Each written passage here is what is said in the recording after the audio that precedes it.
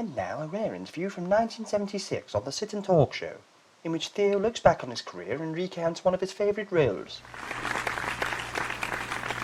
Now, when you look back, you've had a lot of brilliant roles, of course, but is there one that stands out for you?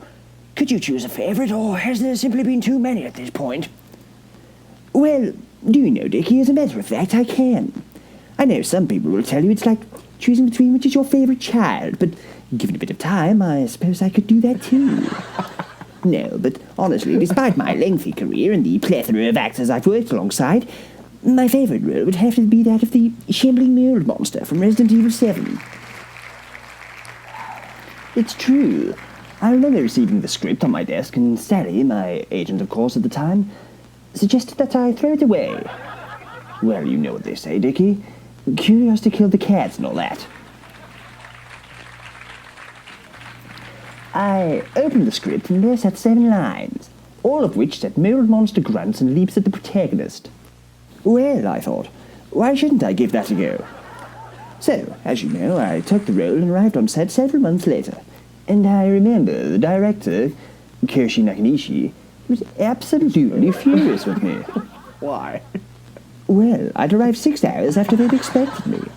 The rest of the cast arrived around 4 a.m. to get into makeup and whatnot, but I've been in this business for several years now, and I ask myself, how much of my performance are the audience going to be able to see if I'm under 3 feet of makeup? So, I arrive on set and I say, look, Koshi, your job is to call action. You do that and I'll be ready. So Koshi storms off somewhere and I don't see him for a little while until it's my scene. And as I arrive on set, I'm handed a new script. And do you know, the 7 lines I had now been reduced to 5. Well, script rewrites happen all the time in this business, my dear. But they don't happen to me. So I bide my time, and when it comes to my part, I step onto my mark and I wait Koshi to shriek action at me.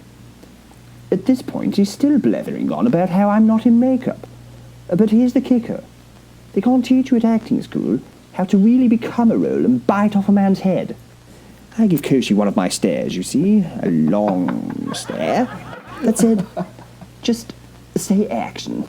Well, I have to admit, I think by this point the poor boy was rather despondent and exhausted with me, and so he complied. Action, he said. Well, the next moment I've blacked out, my limbs contort me onto all fours, I leap at the protagonist's head while spraying the set with black slime. I say, despite it not being in the script. I improvised that line, you see, and as you know, that scene went down in history.